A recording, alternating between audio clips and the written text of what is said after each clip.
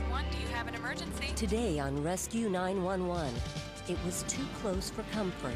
We didn't think the whale had much chance at all. An Australian community joins forces by land, air and sea to save a beached whale. We realised we were only going to get one chance. Watch as over 7,000 people pull together for the rescue.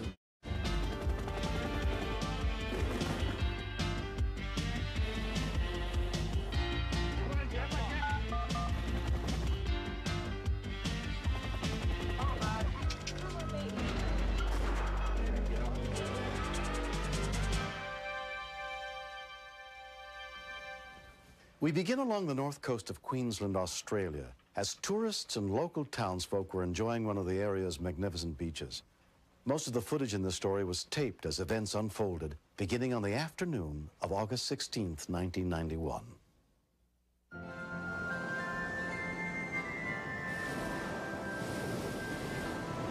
That afternoon, lifeguard supervisor Scott Bravey was patrolling Peregian Beach. I saw this whale cruising along 50 feet offshore, no more.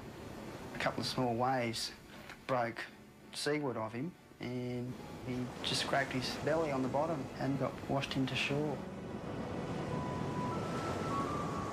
Some people, bystanders, were going there trying to rock the whale, rock him off the sandbar.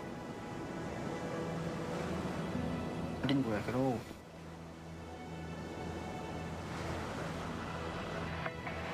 Can you come out here? We've got some sheets we can put over the whale, and we need people with buckets. People that aren't pushing the whale, we need buckets to keep him wet. He'll dehydrate and get sunburn from the heat. We didn't think the whale had much chance at all.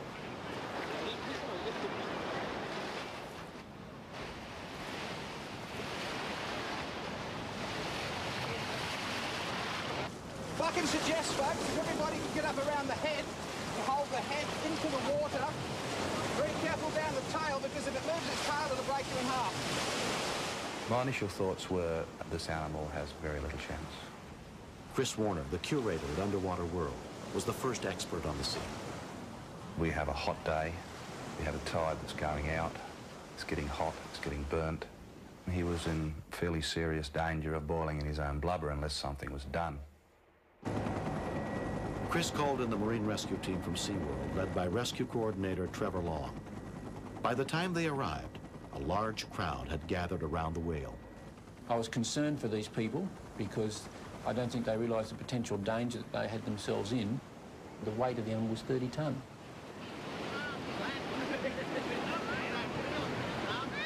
If the animal was to move its tail in a violent action, you've got 4 tonne of body mass that could break you or even kill you. Together, the experts assessed the whale's condition. These animals come up for usually only one reason, and they usually come up to die. But they determined that this whale was healthy and might survive if they could get it back into open water. We've done quite a lot of work with the humpbacks as far as research, but getting one off the beach is another kettle of fish. We decided that we'd have to tow the animal off the beach to free it from the beach, and the only way we were going to tow it was with a large vessel. Trevor put in a call then to SeaWorld to ask for our 60-foot rescue and research vessel to start making its way up to Peregian Beach. The animal was tending to be pushed side on to the waves. If this happened, a large wave could have rolled the animal and submerged the blowhole, and of course it would have drowned if that was the case. SeaWorld trainer Kerry Haynes-Lovell took over organizing volunteers who worked through the night to keep the whale facing into the waves. We limited the shifts to 30 minutes. People get very emotionally involved when they're trying to rescue animals, and particularly this one, because it was so rare an occurrence, and they forget how cold they're getting, even with wetsuits.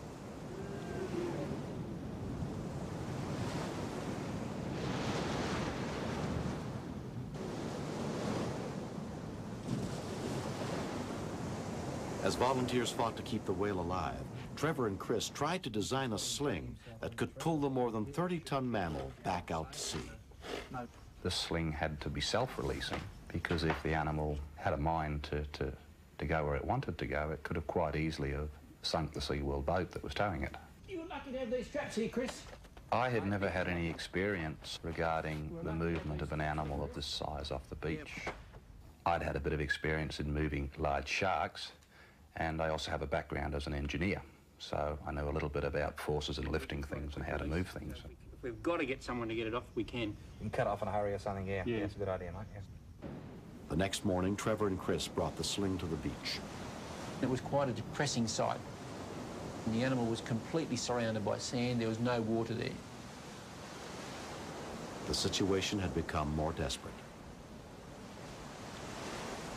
The whale was certainly in worse shape than it was when we'd first arrived there the day before. Its breathing had become extremely laboured and almost seemed like it had given up the will to live. When we continue, We felt if we didn't get him off at that next midday tide, we would lose him. The heavy equipment that were there would be there to bury him, not to save him.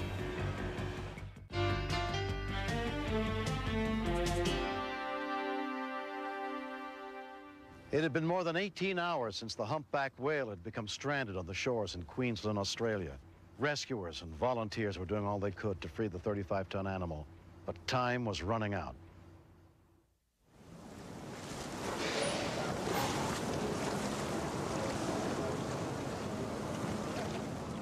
We started to dig around the animal with just shovels. We needed bigger equipment.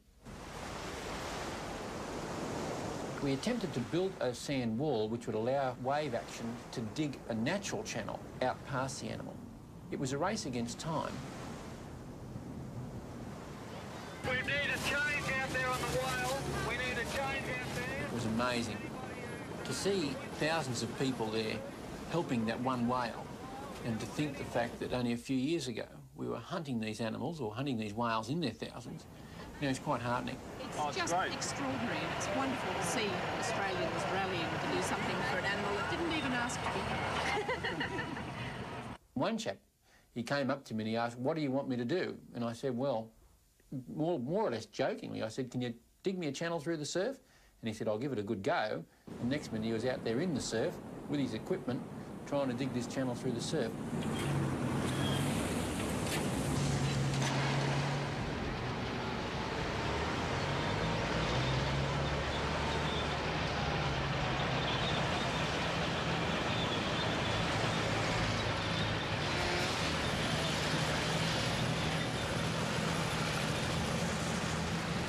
This is what these guys actually do for a living. This wasn't a hobby for them. These machines were their livelihood, so if they drown them, that was their livelihood kind of.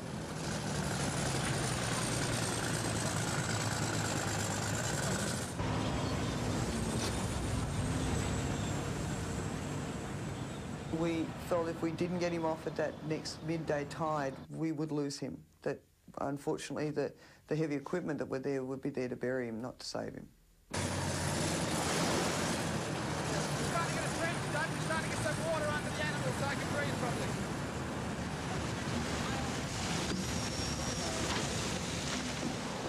And as the tide rose and the animal felt more water around its body, it started to become a little bit more active.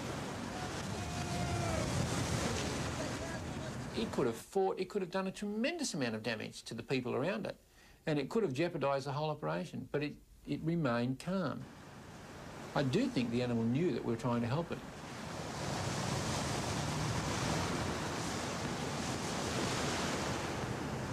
It was getting extremely dangerous. The waves were getting really strong.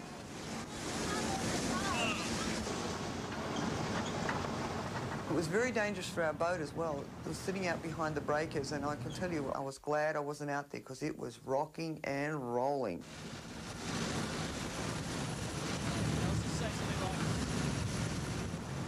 There was a window of opportunity that would allow us to free the animal from the beach, but it was only a very small time frame.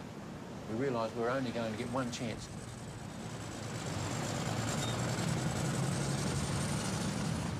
We had to go down and get these loops over the animal's petrol fins. The current was that strong, it was actually pulling the mask off my face underwater. It was a hell of a difficult job. Putting the loops over the pectoral fins is probably like putting a tight pair of jeans on while you're standing in a crowded moving bus. We all joined hands just to stop the slings from being washed away, because our feet were being washed away from underneath us.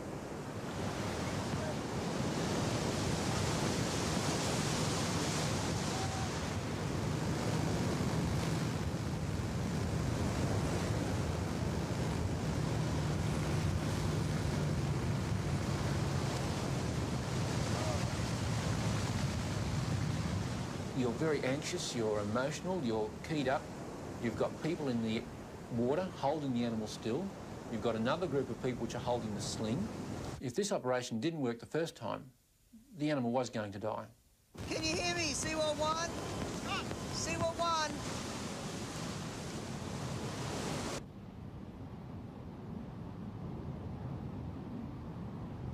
1? I remember being down under the water, waiting for the boat to take up the slack on the rope. It seemed like an eternity until the rope actually came tight.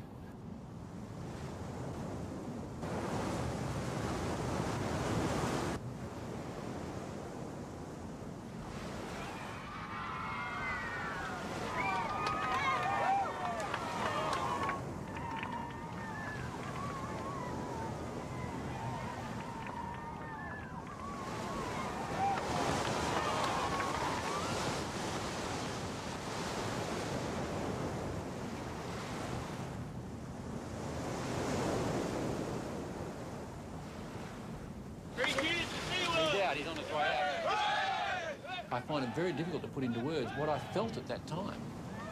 I found tears in my eyes, and I suppose there was another part of me that was saying, geez, you can't stand and cry here on the beach in front of all these people. But that's what I felt like. I felt like going down on my knees.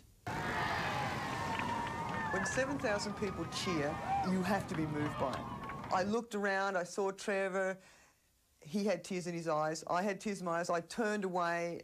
We had the Minister for Environment. He turned around. I was looking straight at him. He's crying. He runs up and hugs me. You feel like running around and hugging 7,000 people.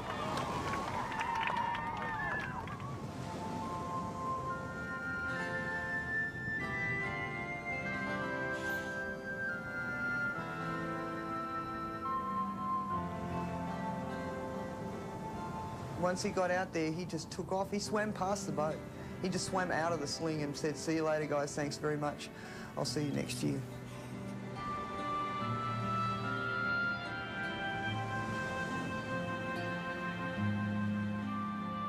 Months have passed. All the people who helped out that day are proud of what they worked together to accomplish. I don't believe that anywhere in the world there was an animal of this size and of this weight and this species which had ever been rescued before. It was a first. Look at that. Oh, that was good, Splash. That was good. It was extremely rewarding just to be a part of it. Come on, Splash. That's a girl, Splash. Good girl. Good. I don't want to see a whale stranded. I don't want to see any animal in distress. But to have that feeling again of succeeding with a whole group of people is just a wonderful, wonderful feeling. Everybody was a hero that day. It was the job well done. We'd all accomplished what we'd set out to do. We'd saved our humpback whale.